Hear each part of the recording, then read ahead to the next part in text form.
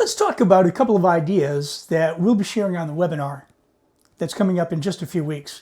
I always like to talk about so what, like really why it matters. In a virtual, fast-moving sales conversation, buyers are often overloaded with information. It's just too much to handle.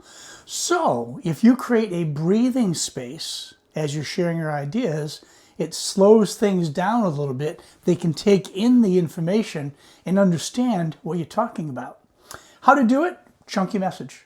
Instead of just showing up and bamming all this data at once, chunk it into little piece-sized bits that they can digest, ask questions about. If you pause every so often, it gives them a little more breathing space to think about what you're saying. And then it reduces the cognitive overload to the buyer.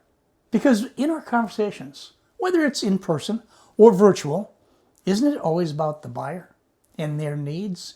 So if you practice the pause, I know it seems like forever. That was only 2 seconds. If you practice the pause, you'll find your communications are much more effective.